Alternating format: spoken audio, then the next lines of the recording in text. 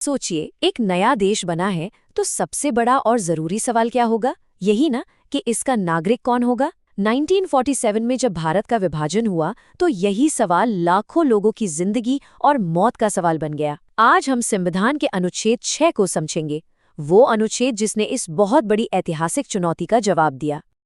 1947 में इतिहास के सबसे बड़े विस्थापनों में से एक हुआ था, जब लाखों लोग अपना सब कुछ छोड़कर एक नई सरहद पार करके भारत आए। तो एक बहुत ही मानवीय और तात्कालिक सवाल खड़ा हुआ, इन सब में से अब भारतीय कौन है? तो चलिए इसे आसान भाषा में समझने की कोशिश करते हैं। हम पहले देखेंगे कि विभाजन ने क्या चुनौती खड़ी की, फिर सीधे अनुच्छेद 6 के प्रावधानों पर चलेंगे, नागरिकता की शर्तों और उसे खास तारीख को जानेंगे जिसने सब कुछ बदल दिया, और आखिर में हम इसके महत्व को समझेंगे। तो चलिए कहानी की जड़ तक चलते हैं। ये सिर्फ कुछ कानूनी बातें नहीं थीं, ये तो एक नए राष्ट्र की पहचान बनाने की एक बहुत बड़ी मानवीय चुनौती थी। देखिए, ये कोई छोटा मोटा विस्थापन नहीं था। हम बात कर रहे हैं इतिहास के सबसे बड़े और दर्दनाक माइग्रेशंस में से एक की। लाखों लोगों ने अपनी जड़ें छोड़ी और एक अनजान भविष्य की तरफ चल पड़े। और इस बड़े पैमाने पर हुए माइग्रेशन ने एक सीधा लेकिन बहुत जरूरी सवाल खड़ा किया, किसे अधिकार दिए जाएंगे? सरकार किसके लिए जवाबदेह होगी? देखिए, किसी भी देश को परिभाषित करने के लिए सबसे पहले उसके नागरिकों को परिभाषित करना पड़ता है। इस बड़ी उलझन का समाधान हमारे संविधान से निकला। संविधान बनाने वालों ने इस चुनौती का डटकर सामना किया और उनका जवाब था अनुच्छेद 6। भारत के संविधान ने उस उथल-पुथल के बीच एक रास्ता दिखाया। इसने नागरिकता जैसे एक भावनात्मक मुद्दे को एक साफ सुथरा कानूनी ढांचा दिया, ताकि हर किसी को पता चल सके कि उनका स्टेटस क्या है। तो चलिए इसमें थोड़ा और गहरा उतरते हैं। अनुच्छेद 6 बहुत ही साफ तौर पर उन लोगों पर फोकस करता है जो उस इलाके से भारत आए थे जिसे अब पाकिस्तान कहा जाता है। ये एक स्पेशल नियम था जो एक असाधारण ऐतिहासिक स्थिति से निपटने के लिए बनाया गया था। तो भारतीय नागरिक बनने की पहली शर्त क्या थी? अनुच्छेद 6 के हिसाब से ये शर्त थी भारत की जमीन से आपका एक स्पष्ट पारिवारिक संबंध। मतलब सिर्फ आपके जन्म की जगह की बात नहीं थी। नागरिकता का दावा करने के लिए या तो आपको खुद या आपके माता पिता या फिर आपके दादा दादी या नाना नानी में से किसी एक को अविभाजित भारत में पैदा होना जरूरी था।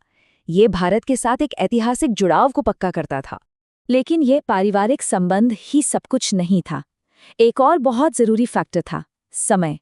सवाल ये था कि कोई भारत आया कब, क्योंकि एक खास तारीख ने सब कुछ तय कर दिया। ये तारीख 19 जुलाई 1948 बहुत ज्यादा महत्वपूर्ण है।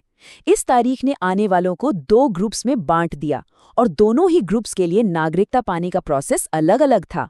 असल में ये वो तारीख थी जब प्रवास को कंट्रोल करने के लिए परमिट सिस्टम लागू किया गया था। तो देखिए, ये ऐसे काम करता था। जो लोग 19 जुलाई 1948 से पहले आ गए, उन्हें बस ये साबित करना था कि वो सामान्य रूप से भारत में ही रह रहे हैं। लेकिन जो लोग इस तारीख को या उसके बाद आए, उनके लिए प्रोसेस थोड़ा अलग था। उन्हें नागरिक के रूप में रजिस्ट्रेशन के लिए अप्लाई करना पड़ता था, और ऐसा करने से पहले भी उन्हें कम से कम 6 महीने भारत में रहना जरूरी था। अब ये कानूनी नियम थोड़े उलझे हुए लग सकते हैं, तो चलिए इसे एक काल्पनिक परिवार के उदाहरण से समझते हैं, तो सब कुछ साफ हो जाएगा। मान लीजिए एक परिवार है जिसका अविभाजित भारत से पारिवारिक संबंध है। अब यहाँ 2 स्थितियां हैं।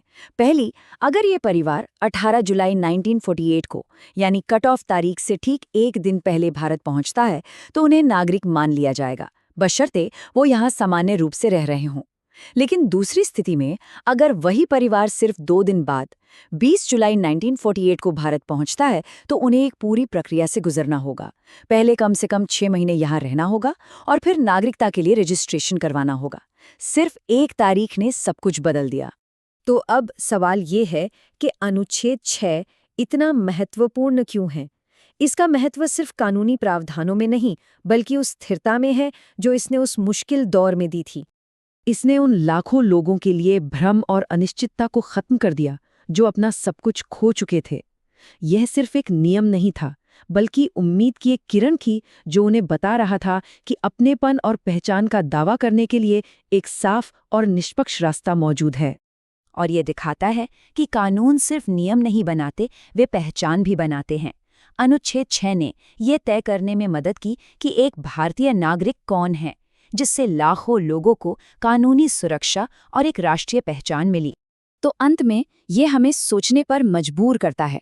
जब हम इतिहास के इस अध्याय को देखते हैं तो हम नागरिकता, पहचान और अपनेपन की अवधारणाओं के बारे में क्या सीखते हैं? कानून कैसे एक राष्ट्र की कहानी को आकार देते हैं? ये एक ऐसा सवाल है जो आज भी उतना ही प्रासंगिक है।